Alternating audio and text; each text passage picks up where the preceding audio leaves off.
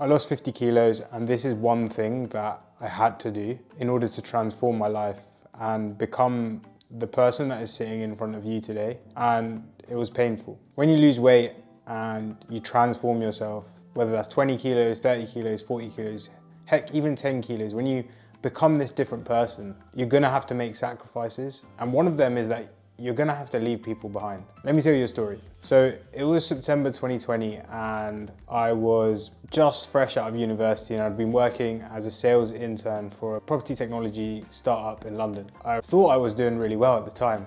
I'd been doing cold calls and I thought I was developing, I was seeing a lot of growth in myself. I wasn't perfect by any means. In fact, looking back, I wasn't actually that great of a worker, but my perception at the time was that I had been doing well. And about 2 months in, I got taken into a room by my manager on a Friday afternoon and she asked me a few questions. She was like, how's it going? And I gave the answer of, yeah, it's going well, blah, blah, shite. And soon after this little back and forth of small talk, she said to me that it was my last day and I wasn't even allowed to go back into the office. I got escorted outside, my bags got brought to me, and that was it. I was left high and dry. And the thing is, I'd at the time created such a vivid description in my head of the future that I was gonna have rising up the ranks at this company, getting better, getting a higher salary, taking on more responsibility. Like all of that was in my head. I was so excited for the year ahead.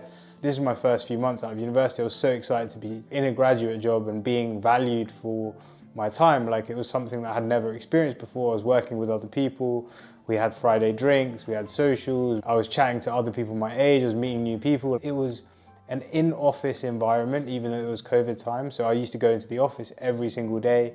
And so that buzz of like having this work life was fresh and I had that kind of novelty aspect to it. And it was very much cut short on that day where like 1 minute I had this amazing job and the next minute I was left outside the office, nearly in tears. Like my colleague at the time was like, oh yeah, like do you want to go for a pint? He knew that I'd been fired. I literally just looked at him and I was literally so close to crying. And I was just like, no, I gotta go home. On the way home, I went onto the train. I was on the Jubilee line. I think I was messaging my girlfriend or my ex-girlfriend now, or my mum saying that I was gonna have been fired. And as I was typing those messages on the train, I burst into tears. And so it was a really big blow for me at the time. Like 2 months into a job, I'd literally thought it was going well and I'd been fired. I hit rock bottom. I was thinking to myself, like, is this how valuable I am that I can't even hold down a epoxy sales intern job? The thing is, right, up until this point, I'd always been the one at university that had never got an internship. I'd never got a grad job. Like I was always the one that was a bit behind with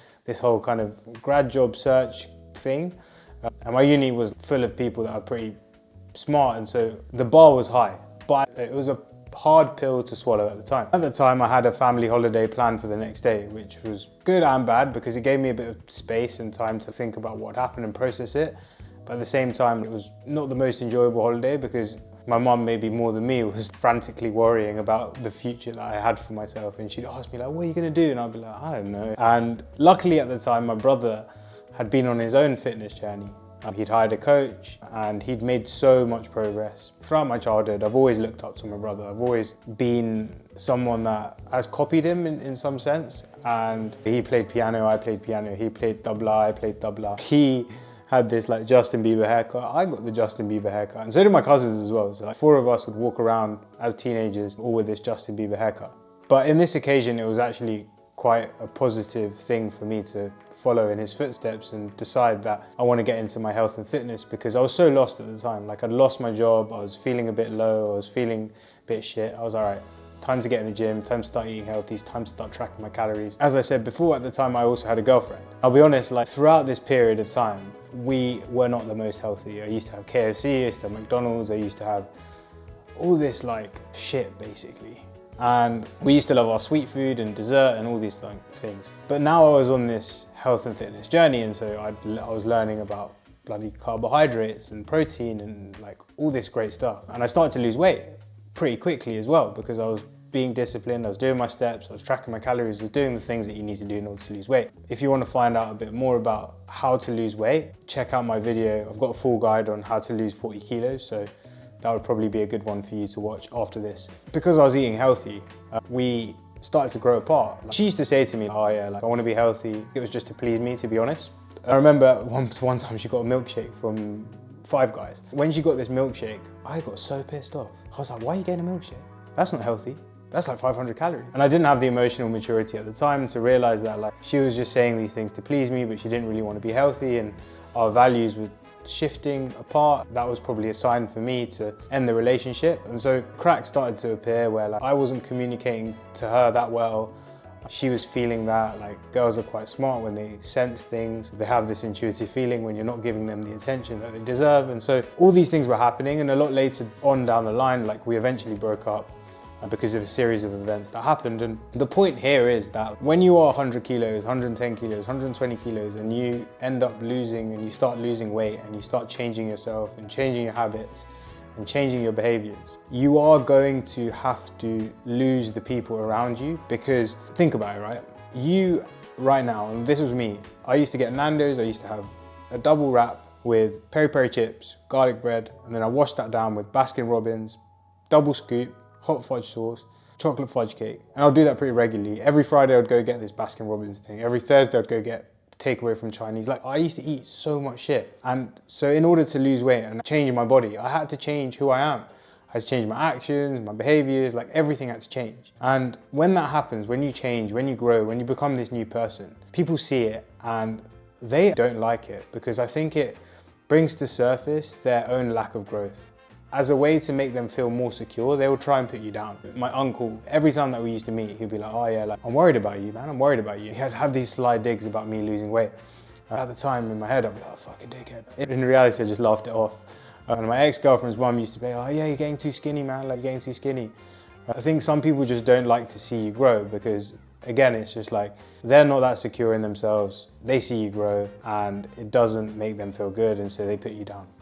On another side of the same coin is some people would not want to change in the way that you want to change, and that's completely fine. But it does mean that you're not going to end up wanting to spend time with those people anymore because you want to do these new things like go to the gym, go for walks, eat healthy, and they don't want to do that. And that's completely fine. And at this point, you have to decide whether your goals and your growth is worth more than the friendships that you have. So for example, I have friends at the moment and they like drinking, they like doing cocaine, and I'm not about that anymore. I've consciously made a decision to step back. I'll still see them now and again, but I have decided that I want to step back, because if I were to spend a lot of my time with them on the weekends, then I would not be able to do the things that I want to do. And that is just a fact of growth, where right now with your current friends, you might be sitting there doing the things that don't allow you to grow. And so you're gonna have to separate. The thing is, right, in the moment when you say no to these friends, it does feel a bit painful. There's a theory in economics called loss aversion,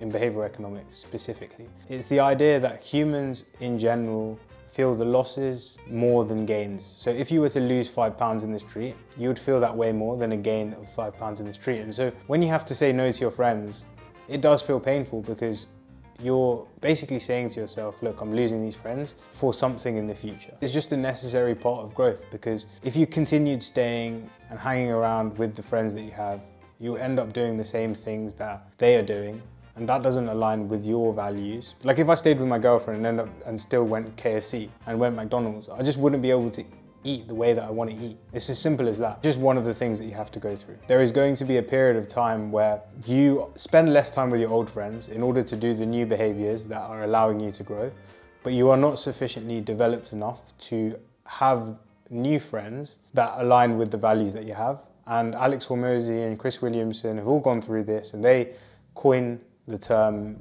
to describe it, the lonely chapter. And it's the period of time between losing your friends or spending less time with the old friends and not having new friends. And again, this is not a bug of transformation. This is not a bug of growth. This is a feature. And to be honest, like once you accept that there is going to be this chapter of being lonely, being alone, not having that many people around you, it's fine, because you can then channel that extra energy that you have where you're not socializing into improving yourself. And it is lonely, because when you are losing weight, you are literally doing so much stuff alone. You go for walks alone, you go to the gym alone, you eat alone. All of these things are alone. You don't go out and you don't go and party. All of these things are alone. The reason why I'm making this video is because there's probably someone out there that watches this video that's going through the things that I'm saying, and hopefully this gives them the validation that It's okay to feel the way that you're feeling, and just know that there is some light at the end of the tunnel. It's completely okay, and it's a necessary part of growth. In summary, if you want to lose weight, if you want to transform your life,